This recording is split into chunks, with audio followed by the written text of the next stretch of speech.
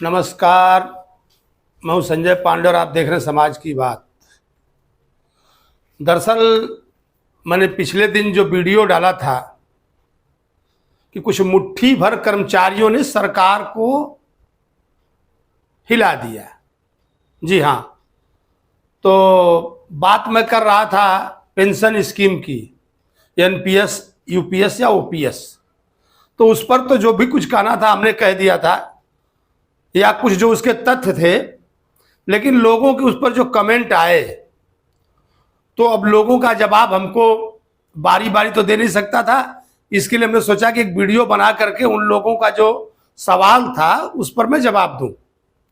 दरअसल कुछ लोगों ने कहा था कि ये जो यूपीएस है, इसमें सरकार कर्मचारियों से लगभग 3-3.5 करोड़ रुपया उसके जीवन में ले लेगी और उसे देगी क्या? सिर्फ वही पेंशन। इससे अच्छा तो एनपीएस था, उसमें 60% पैसा भी मिलता था। तो देखिए, अगर आप बाजार के भरोसे रहेंगे तो फायदे में भी रह सकते हैं और घाटे में भी रह सकते हैं। हमने कहा भी था कि एनपीएस को लोगों ने पूरा आजमाया नहीं तो एनपीएस किसी किसी मायने में यूपीएस से अच्छी थी। और यूपीएस में अगर आप किसी बात की गारंटी चाहेंगे तो निश्चित है, अगर आप किसी बात की गारंटी चाहेंगे तो गारंटी में घाटा होता ही है। रह गई बात ओपीएस की, तो ज्यादातर लोगों ने कहा कि ओपीएस ओपीएस ओपीएस ओपीएस चाहिए। देखिए, हमने ये कह दिया था कि जो देश की बात आई थी कि देश के तरफ से कि किस प्रकार से तकलीफ होगी। आज के हालात हैं कि पेंशन देने के लिए सरकारें तकलीफ में हैं, जो पुरानी पेंशन थी, और वो वेतन नहीं दे पा रहे हैं। मैं आपको एक उदाहरण देता हूं हिमाचल प्रदेश का।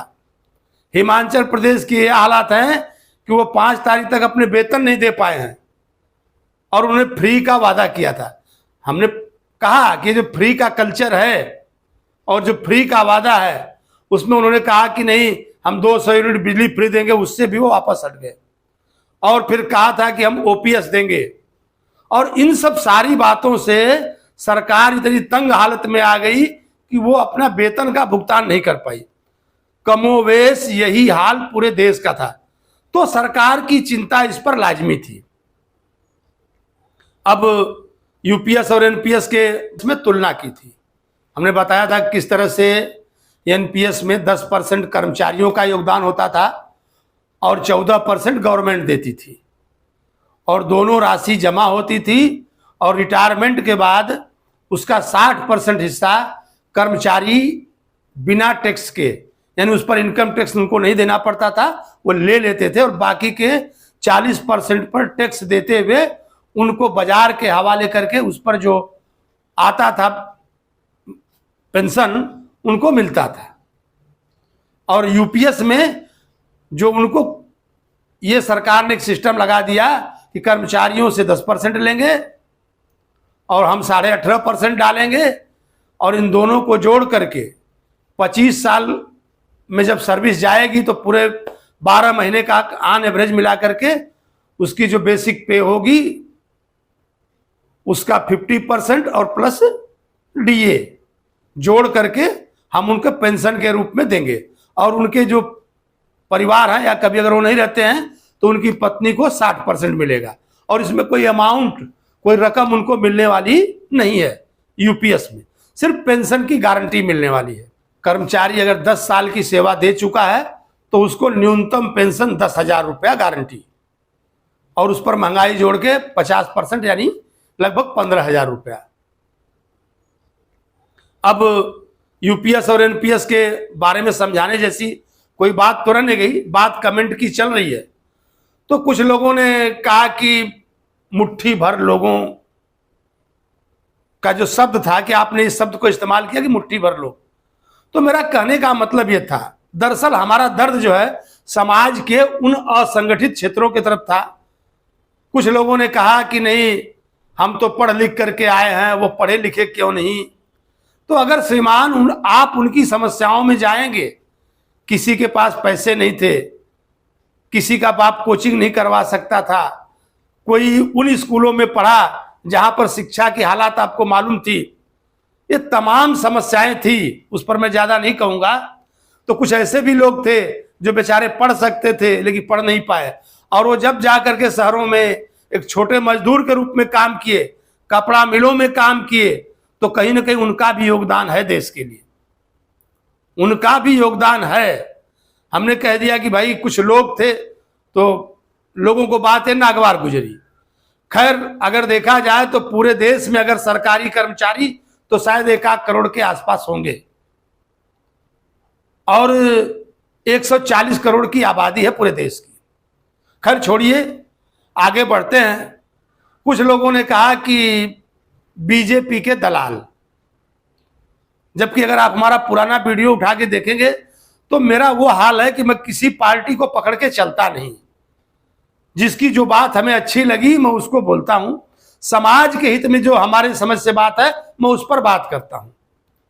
अब दलाल वाली बात आ गई, तो क्या लोकसभा के इलेक्शन में जो इंडिया गठबंधन था, क्या उसने ओपीएस की गारंटी दी थी? मैं आप सभी से पूछना चाहूंगा फिर से कि क्या इंडिया गठबंधन ने ओपीएस की गारंटी दी थी? सीधे सीधे भाग गई थी। और जब यूपीएस लागू हुआ है तो क्या उसने विरोध किया? इसका यूपीएस का विरोध किया उसने? जी नहीं किया, क्योंकि उनको मालूम है कि एक ऐसा मामला है, ओपीएस वाला ऐसा मामला है कि जो इसको हाथ लगाएगा वो जल जाएगा। तो कहीं ना कहीं हमने कह दिया था कि कुछ लोगों को लगे कि हमें तो पेंशन दे दो, देश से क्या मतलब, या यही पार्टियां जो थी अभी जो बीजेपी की विरोधी पार्टियां थी अपने कुछ राज्यों में लागू करके और फिर धीरे धीरे चुपके पीछे हट रही है। उस बात की तरफ अब उनका कोई ध्यान नहीं है, न तो उनके वादे में वो बात है। अब रह गई बात कि हमने बता दिया कि क्या जो इंडिया गठबंधन या कांग्रेस ने इस तरह का वादा किया? नहीं किया। लोगों के सवाल थे वो थे कि नेताओं के बारे में क्यों नहीं बोले। मैंने अपने पिछले वीडियो में बोला था, इसके पहले हमने कई वीडियो बनाए तो उसमें हमने नेताओं के बारे में भी बात की थी कि जो नेताओं की पेंशन, तो दरअसल देखा जाए तो नेताओं की जो जमात है इतनी बड़ी नहीं है। और उस पर भी हमने कहा था कि जो नेता अगर पैसे में ज्यादा है, कभी हमारे देश में देखा जाए तो ज्यादातर एमपी एमएलए बहुत बड़े बड़े पैसे वाले हैं। हमने उनके लिए कहा था कि उनको स्वतः से पेंशन छोड़ देनी चाहिए।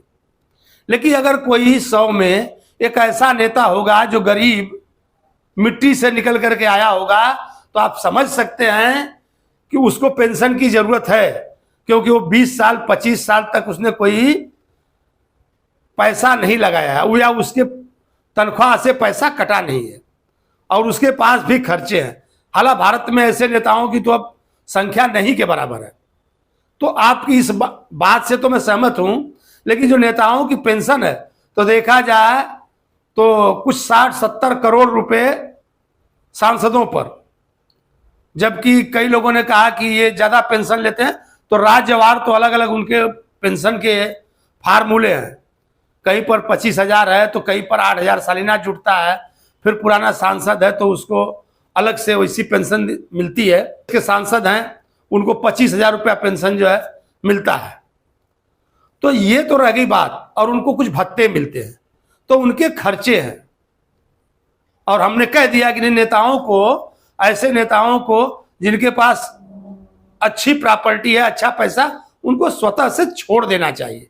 लेकिन शायद अपवाद स्वरूप अगर कोई एकाक ऐसा नेता हो जिसको अगर उसकी जरूरत है तो उसके बारे में जरूर सोचना चाहिए।